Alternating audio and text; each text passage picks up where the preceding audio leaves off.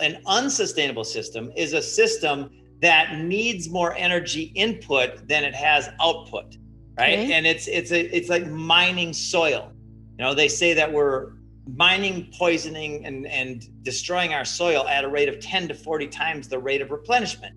That's unsustainable. It cannot last. Now, when you're talking about something like the soil of our biggest growing areas in the world being unsustainable, the use of that soil being unsustainable, and that all unsustainable systems fail, that's an epically big deal. Like, we absolutely have to make a change there. But here's the fun part. We get to make a change here. We get to because it's good and fun. It's joyful. Have to implies effort and struggle and all these things. So permaculture is basically the sustainable agricultural design science that has taken all the principles that are regenerative and abundant and biodynamic and organic, simply meaning we don't use poisons, right? We take the poisons and the poison producers out of the system, and then we supplant systems that are actually expansive and regenerative and abundant. In today's busy world, how can we find the inspiration, knowledge, and energy to live a healthy and empowered life? If we balance and harmonize our mind, exercise our body, live according to the laws of nature, and connect to spirit, can we find a way to heal, become our authentic self, and live our purpose with love? I am your hostess, Amy Fournier, and welcome back to Awakening Aphrodite. Did you know there's as much biology in just 1 teaspoon of healthy soil as there are people on the entire planet? Isn't that crazy to really think about? Well, my guest today is Jim Gale, and he is on a mission to inspire people all over the world to grow their own food. You're going to love Jim Gale. His passion is contagious. He is super knowledgeable, super inspiring, and like I said, mega passionate about this whole topic. He is a wealth of information, and we talk about so many things on the show today, including the state of the world and what's going on with our freedom. And Jim gives us a message of hope and inspiration, and most importantly, strategy on how he feels that we can get there to not only help balance ourselves, but balance the planet. And Jim shares with us his personal tips on manifestation and mindset and magic. In fact, how he went from zero net worth to $30 million in his 30s. And then he went negative $80,000 and then back up again. And he shares with us exactly how he manifested these magical things in his world and how he just exudes health and happiness and is so upbeat and engaging. In fact, he actually managed to get his own TV show and was contacted by his favorite actors, producers, to work with him. I mean, we're talking real magic, folks. Like, this guy really walks the talk. I love it. So inspiring. And we talk about what's going on in the current world with the state of mind control going on and how oppressors use their number one fear, tool of fear, to make everybody afraid as a way of controlling them. And of course, we talk about permaculture. What it is, it's a food system of a sustainable way to grow and design food forests and system. In fact, Jim calls them edible landscapes or food forests. And it's certainly an idea whose time has come. So we get into permaculture, regenerative agriculture, biodynamic farming, all these very timely, very important things right now. And Jim shares with us that it's easier than you think to start doing it yourself. So cool. Grow your own food and be a steward of your own life and take your health into your own hands. I love it. Jim even talks about how permaculture and his food forest system can help end world hunger, reverse mass extinction and deforestation, and the illnesses that so many of us are plagued with these days, as well as end tyranny. I mean, wow, that's a big order, right? But he talks about how he really thinks this could be a huge part of the solution. Yeehaw. And Jim talks about what he calls his 3 BS systems, or his 3 belief systems that are misconceptions about permaculture that he's here to clear up. And I already mentioned one of them, that it's not as hard as you think. In fact, Jim actually mentions on the show that if you can make your own coffee, you can grow your own food. How encouraging. And I asked Jim, hey, well, what's the deal if you live in an apartment or you don't have a large lawn or maybe not a lot of money to invest in this kind of thing? Like, what are our options? He gives us his expert advice on that. And he talks about his main pet peeve with the current modern vogue permaculture movement that's going on. He talks about the one issue that he has with that's kind of a little warning, which is cool to know. And I asked Jim, what's the deal, the truth, with animals and global warming? Are animals responsible for global warming and big agriculture's really abuse of animals in the way that we deal with cattle and grow cattle and butcher animals in the current conventional farm system? So come on, are cow farts responsible for global warming? And Jim gives us the honest truth answer to that you definitely want to tune into, particularly if you're a vegetarian or you're somebody who doesn't eat meat because of moral reasons or any of these other reasons. There's so much misconception out there, you guys. There's so much misinformation. How do we know who to believe? Well, believe the experts that are walking the talk and don't have controlling you and your life and making money off you as their motivation. Just do a little homework, dig deeper, and you can feel the truth. You can see the truth. And let me tell you, like I said, Jim Gale, it just exudes vibrancy and health and love and abundance and a win-win mentality. And I think that's how you know someone's really in integrity. And Jim Gale certainly is. And lastly, Jim shares with us his business, Food Forest Abundance, and how you can grow your own food by his system of, they've developed a beautiful thing where you can actually hire your own permaculture expert online to design a custom landscape for your yard or whatever your situation may be. They work with you one-on-one.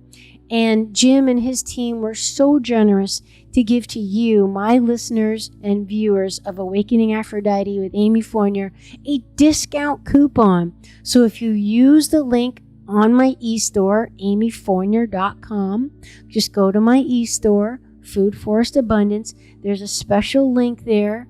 Enter the code FitAmyTV at checkout, and you will save money on your own design system to start growing your own food. It's easier than you think. It's more affordable than you think. There's really no excuses. Let's be empowered and part of the solution for ourselves and the planet. Take action and join me there, because as soon as I get my dream home, I'm hiring them too. That's for sure. And that's not far off, let me tell you. All right, so enjoy today's show with Jim Gale. And welcome back to Awakening Aphrodite with Amy Fournier. Today, my guest is Jim Gale. Jim, welcome to the show.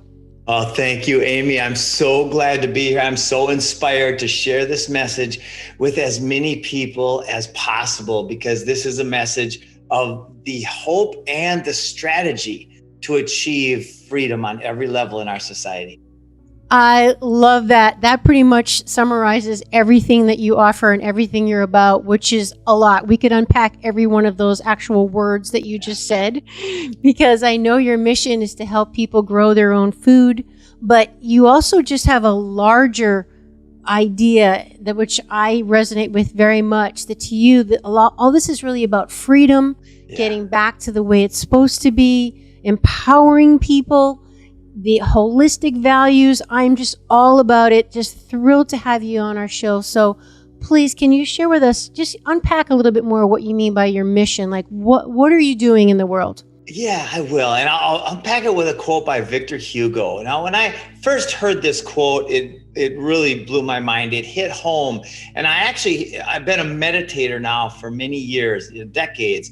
And I meditated on this quote. And the quote is, "There's one thing stronger than all of the armies of the world.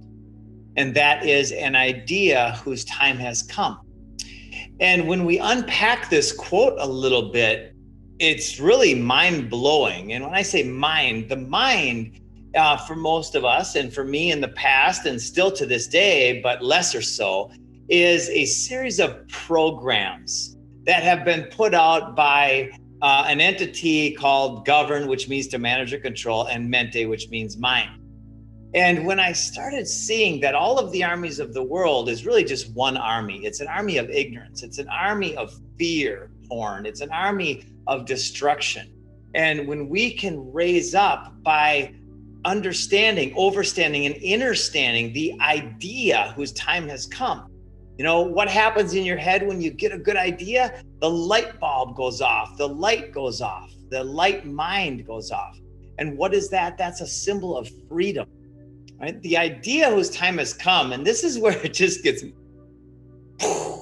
is everybody has heard of this idea. Everybody can even describe this idea in glorious detail.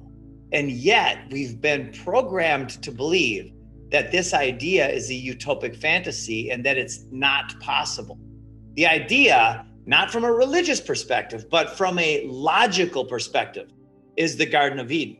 It's health and wellness and abundance everywhere. And this is no longer hypothetical. Thanks to the permaculturalists around the world, originally with Bill Mollison and David Holmgren and Jeff Lawton and all of these wonderful people, this is not hypothetical. What I'm going to share today has been demonstrated all over the world as the most logical way forward for humanity. Hallelujah. Hit us with it, Jim. What is the idea that's time has come? It is the Garden of Eden. It's permaculture. It's permaculture. Edible landscapes. It's food forests everywhere, right? So in the United States alone, we have 40 to 50 million acres of lawn. The lawn takes more human resources and more poisons than any other plant or crop that we grow, and it does not provide a food yield for people. Right? It has some functions. I don't hate lawns. People think I don't hate lawn. I don't hate anything, quite frankly. Ignorance, I don't hate it. I'm aware of it, right? And fear.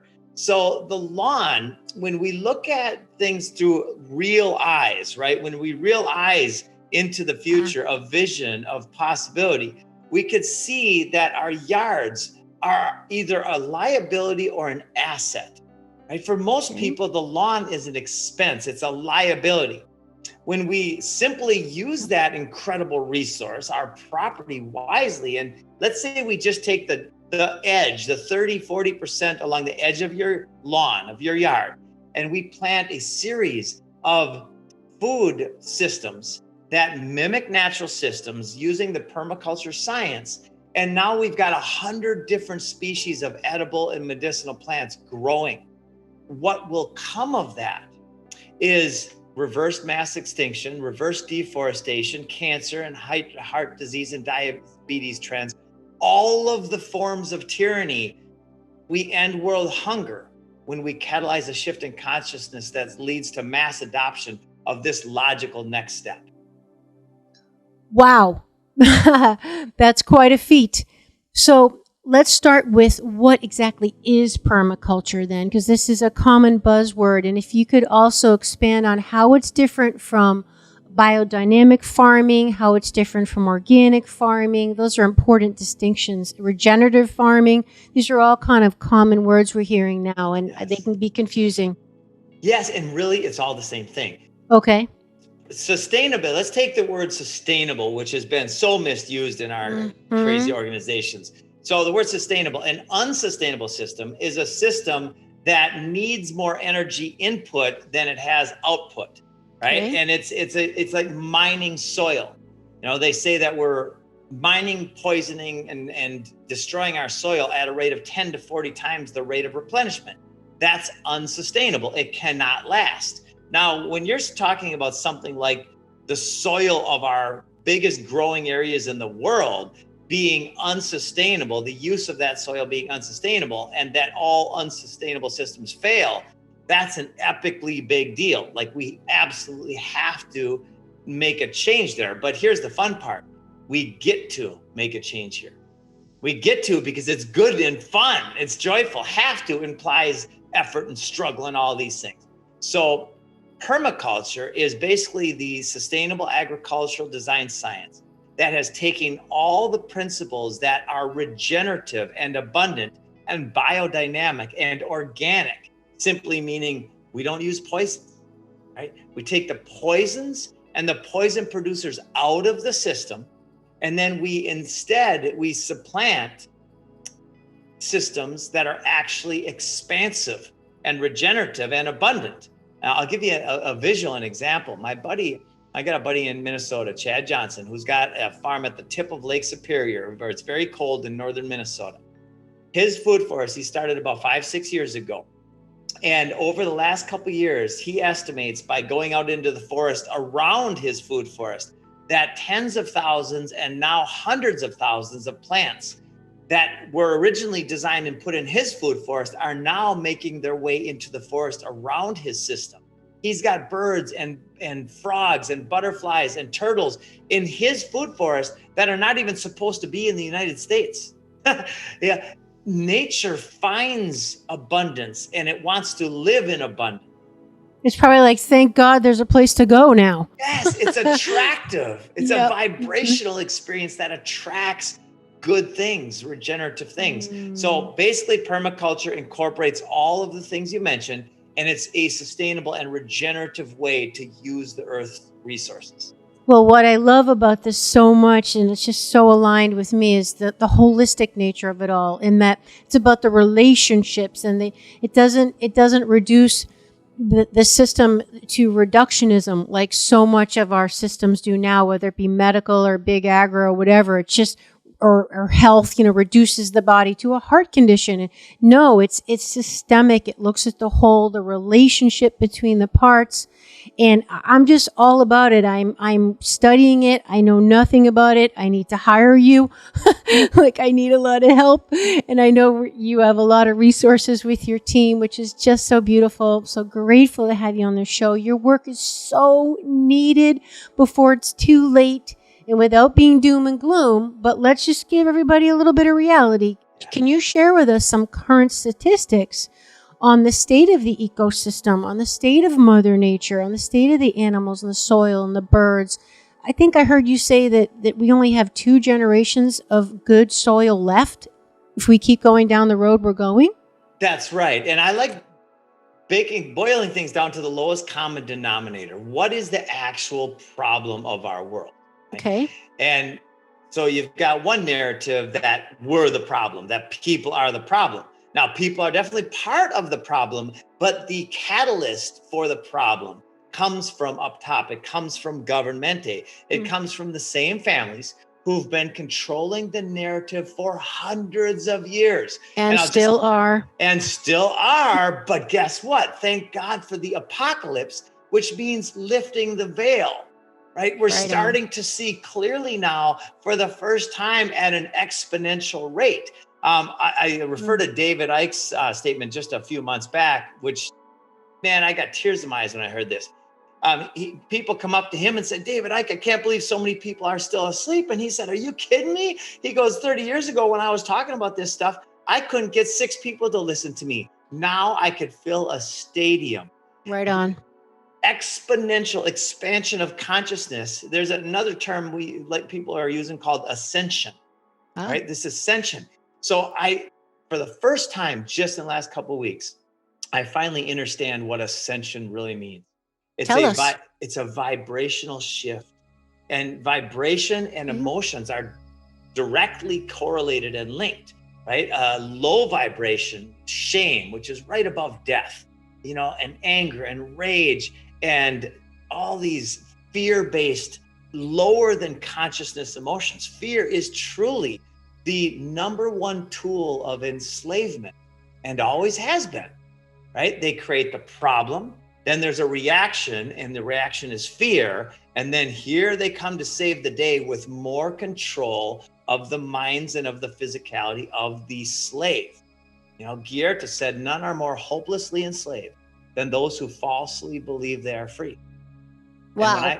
Isn't that powerful? When you don't even know that you're in a jail. Mm-hmm. Yeah, you don't even know, and you'll argue and sometimes even kill your fellow human on behalf of the slave master who's trying to wake you up and free you, right? That's what's going on with all this virtue signal, all this shame, crazy narrative around. The programming, yeah. It's all programmed. And here's the easiest way to tell.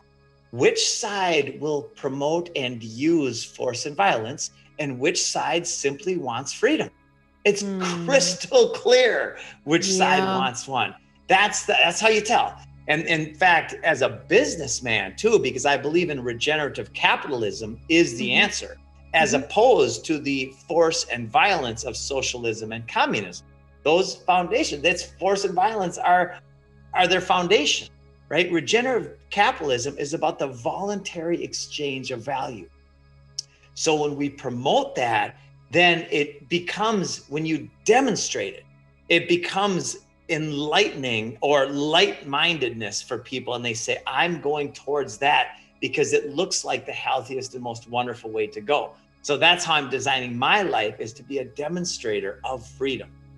It's reciprocal. It's like, I love that term, regenerative capitalism. Never heard that before, Jim. And it's like a barter system. And what I love about this, because another thing I've been studying intensely the last few years is Native American medicine and wisdom. And they have a principle you're probably familiar with called Aini. And Aini is the principle of reciprocity. And that one for me today, one for you tomorrow. And I had a guest on my show recently. I think it was episode 76 with Molly Larkin, who was an apprentice for 12 years to Bearhart, who was a very famous medicine man who's passed away now. But he talked a lot about this principle as well, and taught her and all his followers that you always give something back. You never just take something. And this idea that, I don't know how humans got this idea, like we're the superior living thing on the world, as opposed to, no, we're part of the system, and every other living thing has just as much right and importance to be here as we do. And what we do is affecting everybody else, and we're not like the ordained species.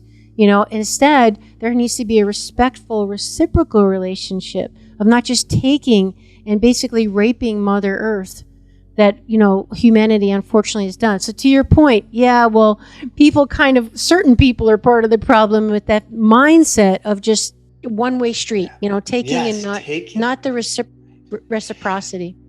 Have you ever heard of the show A Beautiful Mind? Yes. It's a movie, right? Wasn't that a movie? Yes. Yeah. And it was, I think it won like an Oscar, one of those big awards. Well, it was based on the life of John Nash, who won the Nobel Prize for his theory. That's exactly pointing to what you're alluding to right here, is doing good for yourself while doing good for others, right? So in other words, it's an abundant system. And this mindset of abundance means the more I serve out of selfishness, because serving is good for me, then the more everybody wins. So it links it all together in a way that's really undeniable. And this is he won the Nobel Prize for this. It's look up John Nash. It's such a beautiful. To watch that movie again. Yeah. And that's what our whole cooperative business model is based upon.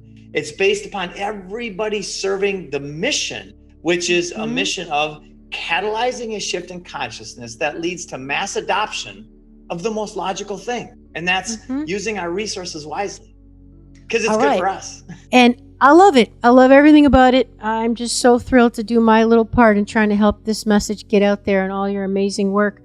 Now, what would you say to the people, probably the big pharma people, that would say, this is not sustainable. How are we going to feed the world? I know you get that question a lot, but we have to address it because a lot of people are going to think that. Like you said, we know this works. It's worked all over the world. It's how we even got here. But how are we going to feed people on a mass scale with this system? What's your answer to that? I love it. Yeah. So back about 50 years ago, Henry Kissinger said, if you want to control nations, control oil. If you want to control people, control food. This is not the ramblings of a nut. This is the strategy of a psychopath, of a slave master who has met with every US president, who also called us useless eaters and cannon fodder, right? Now, who said that? Henry Kissinger. Oh, he said that. Oh my God. He said, yes, if you want to control people, control food. That strategy has led to basically two corporations controlling 90% of the world's food supply, using monocrops and GMO seeds, which do not produce new plants, and poisons, which are destroying our soil. So is that Monsanto? What are the two? That is Monsanto. That Monsanto is a subsidiary of BlackRock and Vanguard. Okay. Yes. And they've also got a computer called Aladdin that has been autonomously making bets on the stock market for a long time. In other words, a computer runs the financial world. AI. Yeah, that's pretty interesting, isn't it?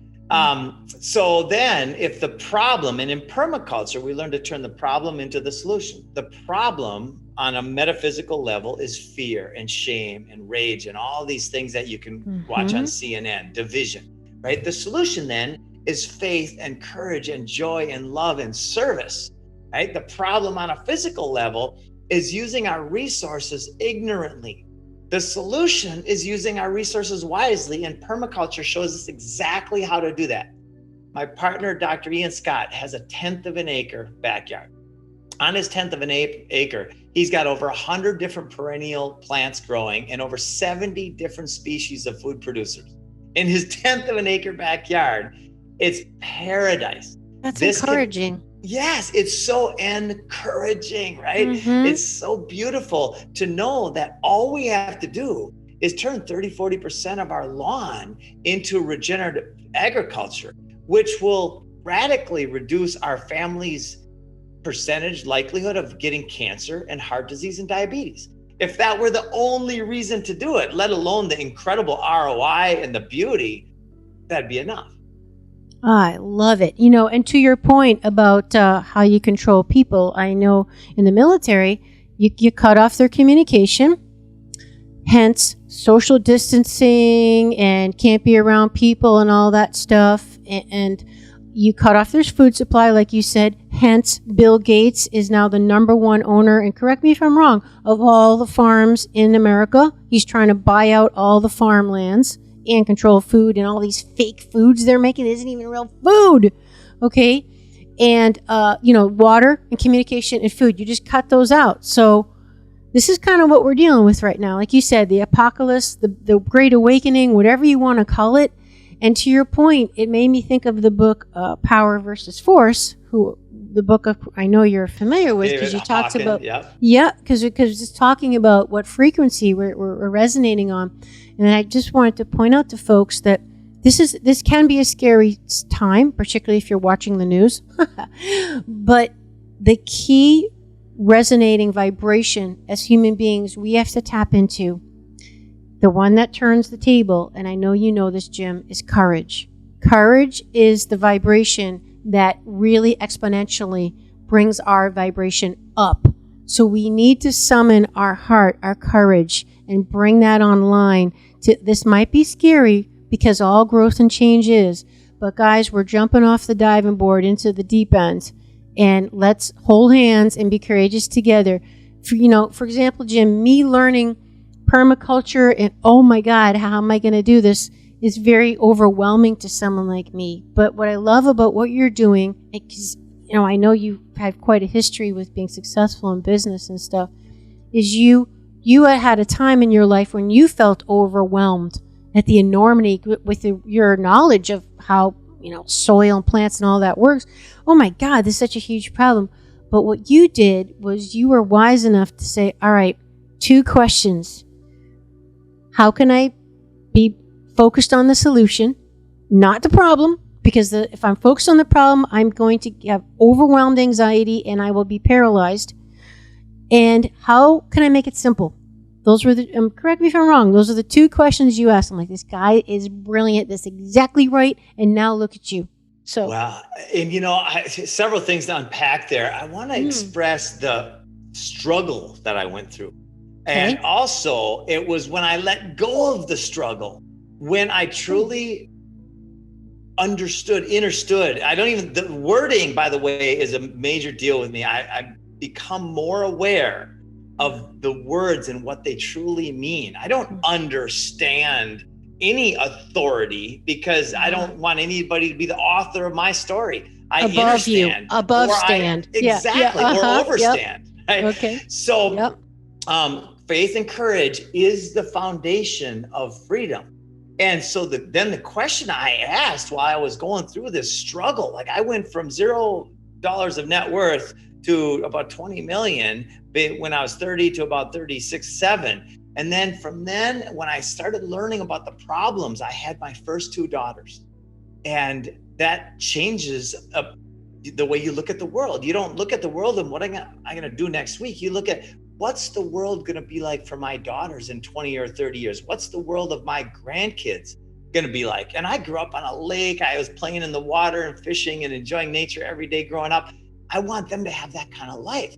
So I learned permaculture, and I also learned about the deep state and their agenda. And so when you learn these 3 things all at the same time, the kids, the deep state, and permaculture, I went through years of cognitive dissonance and struggle. And I went from about 20 million in net worth to negative 80,000. Unbelievable. Until I finally let go of the fear, all of it. How'd you do it? By meditating. By realizing that we are spirit playing a divine game, having a divine experience, that this is a temporary experience, and that when we are done with this experience, there's something else. I imagine, I don't know what that is. I have a lot of imaginations about what that might be. But the bottom line is I let go of the fear. And when I let go of the fear, since then, the last year has been epic, magic every day. Tell us about some of the things that are coming in your life. And my research for you for the show, Del Bigtree, and now you get like a movie and you're working with your favorite actor. Just share with us some of the unbelievable, magical things that are happening to you once you let go of the fear. So when I let go of the fear, I'll never forget, I was walking down the road and I was breathing deep and I was having this emotional experience. I was listening to Esther Hicks, the law of attraction stuff, okay. Abraham. And I turned that off and I just started being in the moment, pure in the moment, where even now, just talking about it, I can feel this incredible vibration. I'm getting goosebumps. Yes, the goosebumps are a beautiful thing.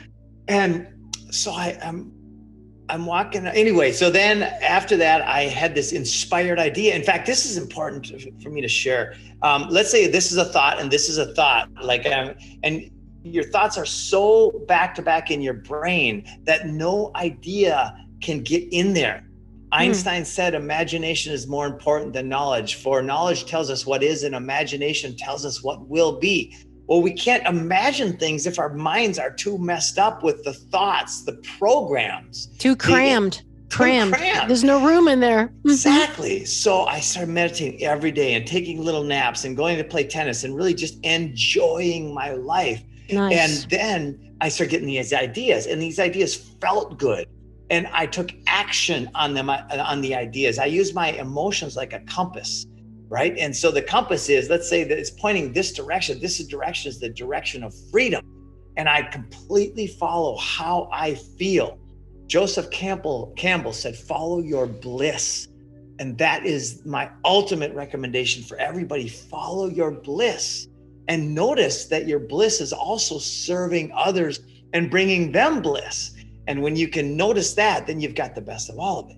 So we launched. I wrote Del Bigtree a speech. He read it. He said, Jim, you've got something here. I want to do a show highlighting your vision for society.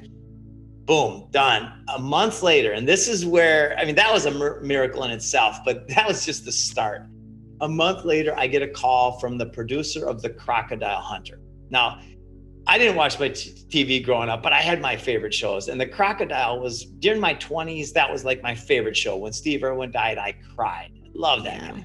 I've learned a lot about him since. I love him even more now. Aw. I got emotional there. Yeah. Then they said, we want to produce a show, and they billed me as a Steve Irwin of permaculture, right? Which I was honored. Then 2 days later, I get a call from my favorite actor 10 years later. And so I went from 20s to mid 30s, and my favorite show was Entourage for about 5 years. And my favorite actor was Vincent Chase. Adrian is his name in real life. I get a call from him 2 days later, and we put a show together. Within 6 months of launch, we had a TV show done called The Land of Plenty. We just last week had a major network make a formal offer to us to have an option to buy the show. And we turned them down. We might work with them, but our goal is to have freedom of speech, so we might not. And because I heard there's a lot of things that limit the rights to free speech, which I won't have, no matter what. So that was a miracle. My producer, the actor, came together and called me. I'm not in this world, so that's miraculous in its own accord. So what do you really think, what do you attribute that to though, Jim? I mean, other than just getting relaxed and meditating and doing things that make you feel good, I mean, honestly, what do you think was the cause of those amazing opportunities falling in your lap? Yeah, where do ideas come from? I mean, that's the big question, right? Where does an inspired idea come from? An in-spirit idea come from? It comes from somewhere greater, somewhere epic, somewhere divine, somewhere spiritual. I don't know where it comes from, but it's something bigger than us. So to be tapped into that and flowing with that has been the key. And it is what every great person talks about. Napoleon Hill, who studied the greats of his time and throughout history, said, whatever the mind of man or woman can achieve, can conceive and believe, it can achieve. But now sit with that one for a while, and then ask yourself, what can my mind conceive and believe? And then start making a list of possibilities. And then as you do this, you're starting to plant seeds, and you're starting to nourish the seeds, the ideas of joy and abundance in your own life. And by doing that, it scales. And it's the law of attraction is the most powerful epic law, right? Because one thought begets another. So then you'll notice the thoughts, and by noticing your emotions, and notice where your body's tight. Like just when I said that, I let my stomach relax, and I kind of let my shoulders relax. When we notice our breath, then we can start taking conscious, unprogrammed action towards your own future of joy and abundance. That's where the magic is. It's in this present moment with the intention of moving forward in joy. Yes, embodiment, being in your body, connecting with your body. I like to literally think in my mind, connecting with my heart, and almost feeling like my heart is getting bigger and opening. And then what I like to tell people is then you got to start paying attention in your life to life talking to you. Observe. And I know that's a lot of how permaculture, back to that discussion, even came about, is by observation of nature. And like when you go on a site, and I know you're going to tell us about that to do an assessment, you have to use all your senses. You know, what's it smell like? How's the wind? What's the temperature? What's the terrain? We have to be in our bodies and use these beautiful gifts, our awareness, to perceive what's going on, to know the course of action. But to my point, what I was saying is to see when life is throwing us like a driftwood, you know, of like, this is the way to go over there, you know, but we can't notice if we're stuck in stress, we're cortisol elevated, we can't, it's like wearing glasses and we're stuck with our face plastered to our phone all the time. And we're never looking around us for what nature and life is trying to tell us. That's exactly right. In fact, Nikola Tesla said, if you want to find the secrets of the universe, think in terms of energy, frequency, and vibration. Now, I'm going to change something, and I think that this was changed by the people who have been rewriting history forever. The people don't think in terms of it, experience or feel in terms of energy, frequency, and vibration. When we feel, then that's the key towards the next level. I love it. So to your point, for someone who's got 2 jobs, kids, all that, okay, follow your bliss, nice for him to say. So how about just like what Jim's saying, tap into what feels good, even if it's just 10 minutes a day of daydreaming and using your imagination and just kind of letting yourself feel that good energy, because you've got to get in that frequency to be able to listen to that radio station of happiness. You know, you've got to align with it. Yes. Even if it's a little bit, right? It's a resonant tuning thing, right? We get to, and I'm very conscious of my words. I no longer have to do anything. I no longer need to do anything. Or should. Yeah, I no longer should all over myself. Right. I get to, and I desire to. Or I choose to. Yes, I choose to. And even the word choice is so often misused, because the word choice by itself implies that there is an awareness of choice. I never thought of that. Yeah, and it's choices. Yeah. Because who is choosing? Exactly. And at the end, the foundation of that is everybody always does the best they can. They make the best decision according to what they believe to be true. Exactly. Right? And that's the key, what they believe to be true. Yes. Which then we get back to the programming. Yeah, programming. So to delete the programming and to actually open up to source being the guide, as opposed to the governmente, the mind control. So there we get back to the having to know thyself, the direct connection with your own soul for answers, for solutions, for guidance, and not looking externally outside of you. What do I do? You know, who was it that said that freedom, true freedom, is something that I'm totally massacring this, but something to the effect of true freedom is extremely, most people won't choose it because it's very scary. They would rather be in almost like that archetypical parent-child role. Well, it's like the Great Reset, right? And Klaus Schwab saying you will own nothing by 2030 and be happy about it because we're going to take care of you. The government's going to, you'll own no house, nothing. And there's some people, Jim, that really like, oh, good, I don't want responsibility. Yeah. You know, oh, good. Yeah. Like, what? So true freedom requires courage and some kind of direct connection with source yourself, to have faith in your own ability and others' ability to be okay. Yes. I don't need someone else to take care of me. Exactly. And the beauty of this is everybody is one breath away from being true of mind, to having a light mind or enlightened. Simply, and then feel your hands, feel your stomach, see if you can feel your heart beating. You know, that's everybody's one breath away. And I go through this thousands of times a day where I'll notice something and I'll go, and then I'm enlightened again. Right? Love it. Yeah. And that doesn't, you know, because there's all these misnomers about being enlightened. I can't move shit across the room. I can't read people's minds, although I can get a pretty good guess at it sometimes. But it's not this magical, mystical thing, although it is, but it doesn't defy the laws of physics. At least I can't do that. Yeah. Maybe some people can. And I've actually seen people not that yet.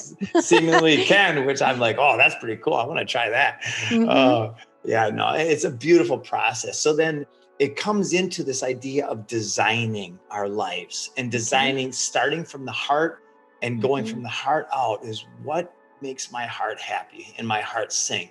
And that is these joy and courage things. And then you stack functions of that. So permaculture becomes a design process. There's the 12 principles of permaculture, and all of these principles are so relevant to our world today.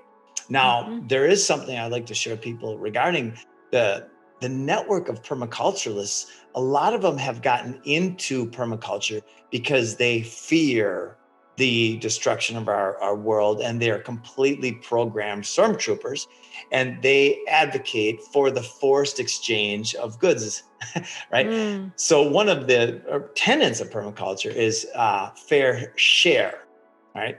Now, I don't like the word fair because it's just a ridiculous word, but sharing is the voluntary exchange of value. It is not the forced exchange of value.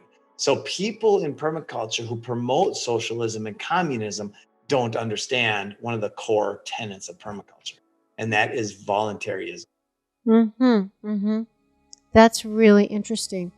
So, all right, you really have a personal mission to empower people, enlighten people, help people self-sustain, not only themselves, but help the planet and other living beings self-sustain. I love it. It's fantastic. So where do we begin? What about the person who's just like, got the 9-to-5 job, the kids, the whatever, buying the food in the store? I heard somewhere that most average kids these days, like, they don't even know what a farm animal really is. They just think like their hamburger comes from that plastic package that mommy gets at the store. They don't even know what cattle is or any of that.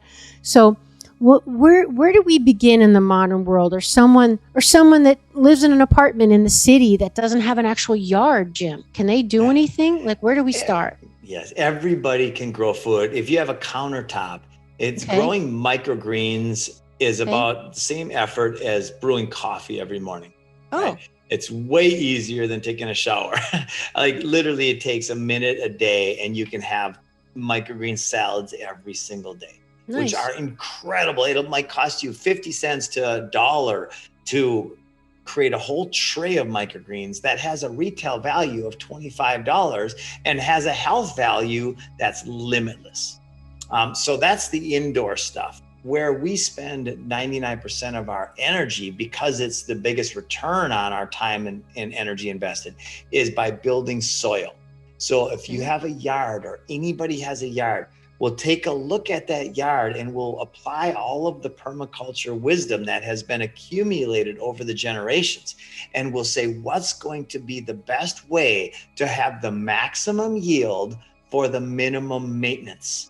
And when you design it and install a food forest correctly, it's less maintenance than a lawn, and it provides epic yield, right? And it's not hurting anything like a lawn with all the poisons. Exactly. It's actually regenerative and expansive by its very nature. Your food forest will lead to birds coming in and eating some of the berries and planting them miles away. Right? And now there's raspberry bushes and blueberry bushes 10 miles away because of your food forest. Now imagine this going viral. And this is what I've been imagining now obsessively, and then more lately, joyfully obsessive.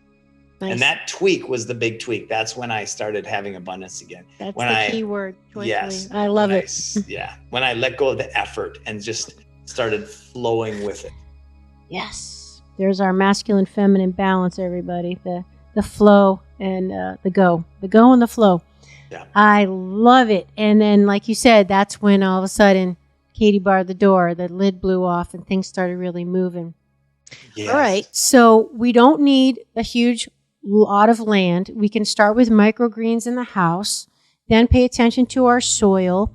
Now, what about finding a local expert? Because, the topography of everybody's region, someone in California is going to have different yield or whatever than somebody in New Hampshire. So what should we find a local expert? And if so, how do we do that? So two things. One is, so since launch 9.5 months ago, we are now in 20 countries in almost every US state.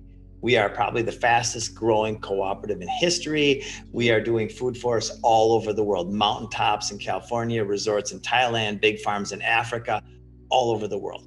And so you can either, if you want to speed up time, get a hold of us at Food Forest Abundance, and we will design and install for you or we can design and we can help you become an installer. In fact, this is why it's growing so fast, because we've put so many layers of support and service into our business model that people can become food forest cooperatives and be in the business of helping people grow food.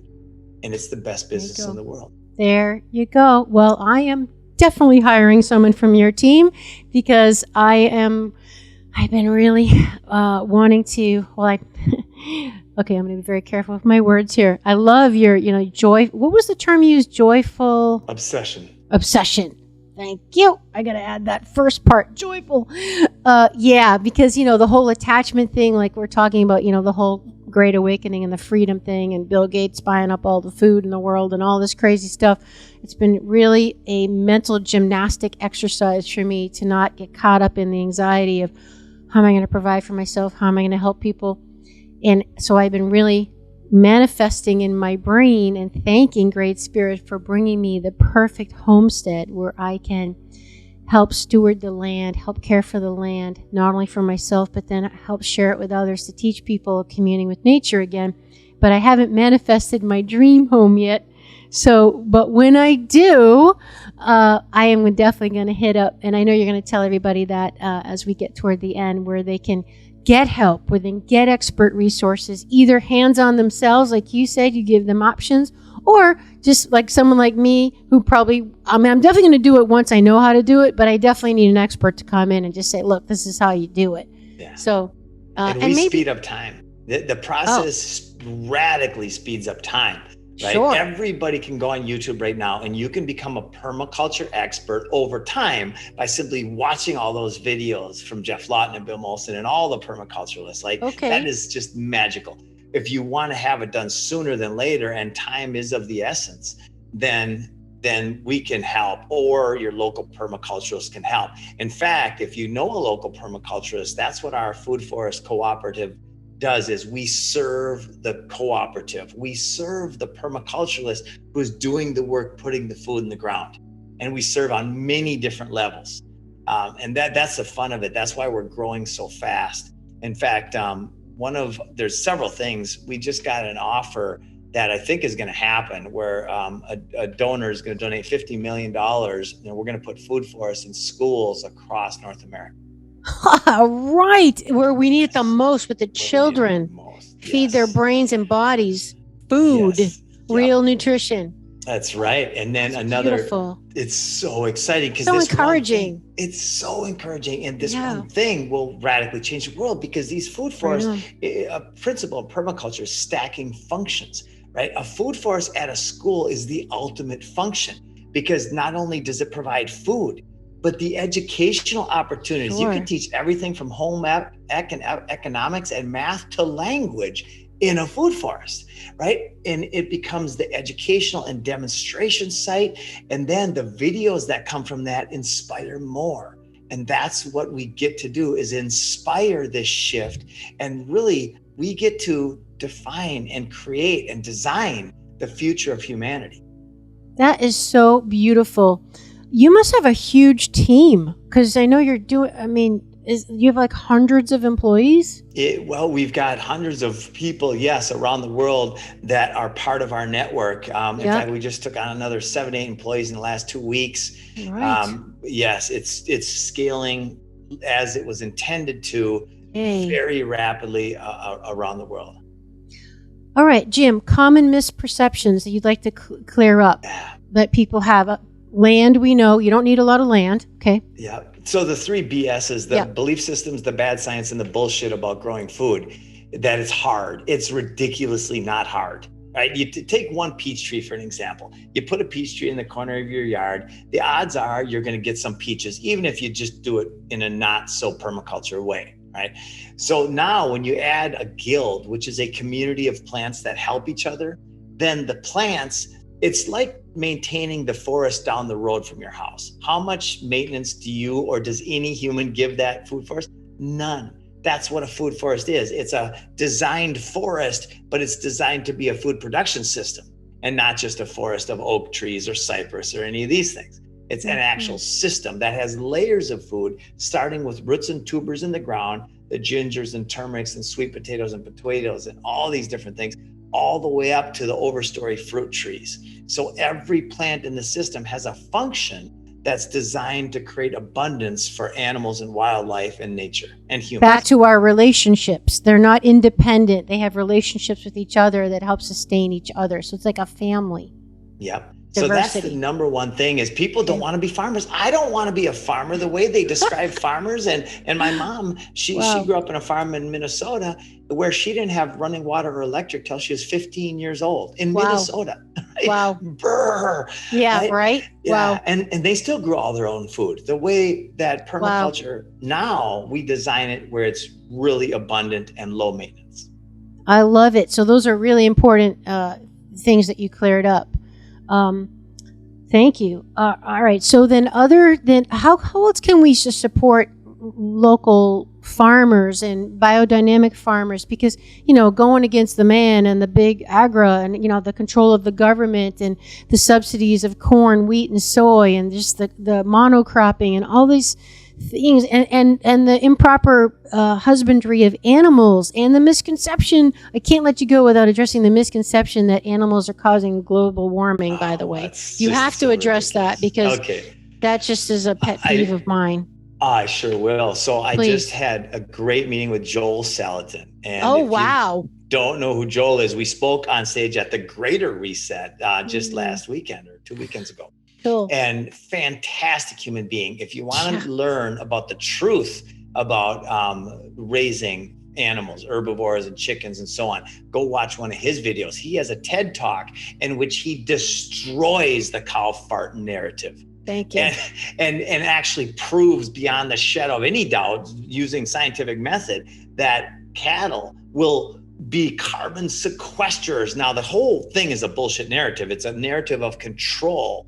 Right. But so let's say, and I used to believe 15 years ago, I was a carbon guy. I was like, we got to stop the carbon. What?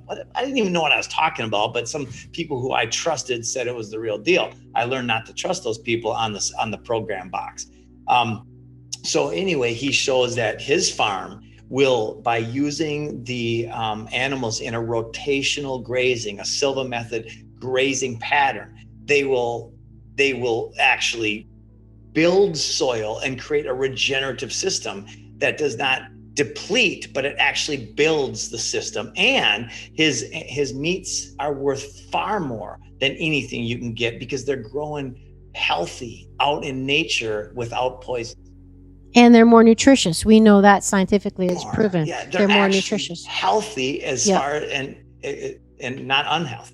Mm-hmm. Which that you are what you eat, right? So you're eating an animal that's never seen the sun, that can't move. It's in some kind of cage, barn, whatever. Is totally stressed out. Is fed non-food. Is fed stuff it's not supposed to eat. How healthy is that quality of food that then becomes you? So I mean, there's the argument there. But as far as the cow fart thing, it's like people have to understand that's the way it's always been with the ecological cycle of the sun and the soil and then the plants and then the insects and then the little animals eat the plant and then the bigger animals eat the little animal and then the humans eat and then the cycle of life and then we die and our bodies go in the earth and we feed the soil and that's the cycle. It's when we disrupt the system, the design that you're referring to, that's when it gets screwed up and then we get imbalance. But it's not the animals themselves. It's because remember, the animal poop and manure is going to feed the soil, which is going to grow more plants.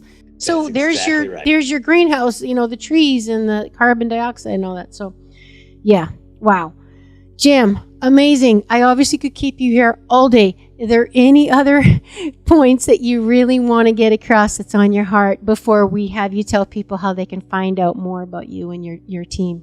The main thing is to everybody, what I'm asking you, inspiring you to do, hopefully, is to enjoy life, to settle in the present moment and start making lists of positive aspects, start making lists of ways that you can serve, and that by serving, you benefit as well. And when you do that and you focus on that as a day-to-day kind of hobby, then your life will turn out magical. Promise you, that's the way the universe works. I did not expect that as the answer. That was beautiful and gave me goosebumps again. So important, because remember, we are the source, right? It's the ripple effect. It's that energy that you're bringing to when you step outside your door, to the person in the sidewalk, the person in the elevator, the person at work, to your kids, whatever.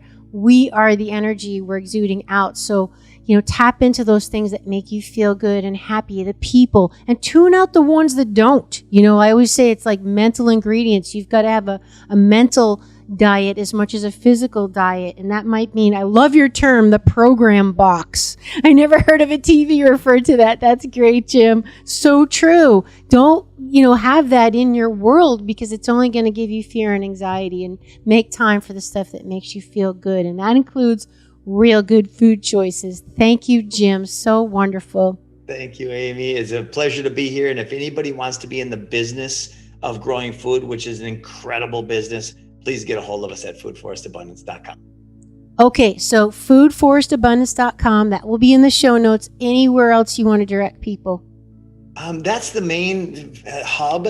And then from there, we're going just exponential expansion through all sorts of different media. Wonderful.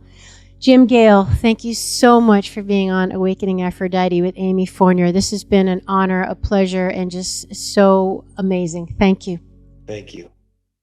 Would you like to support my mission to help empower people all over the world to be all of who they truly are? If so, please subscribe to the show, leave a review on iTunes, and share it with a friend. And if you're looking to take immediate action to align your energy and optimize your health, visit amyfournier.com. Thanks for listening to Awakening Aphrodite. Let's awaken her together in you. I'm your hostess, Amy Fournier, and I already can't wait to be with you again and for you to hear what I have planned for the next show. Thanks for listening to Awakening Aphrodite with Amy Fournier. To learn more about Amy, check out her website, amyfournier.com. That's amyfournier.com. You can also check out Amy's live and on-demand virtual fitness and yoga classes, and sign up for her newsletter to receive a free mini ebook of 3 of her top tips for making holistic health a lifestyle. Again, that's amyfournier.com, and get your ebook sent to your email immediately. Connect with Amy on the daily on Instagram at FitAmyTV, FitAmyTV, and watch many of the podcast episodes and subtopic clips on her YouTube channel, which is also FitAmyTV. Enjoy, and we'll see you next time on Awakening Aphrodite.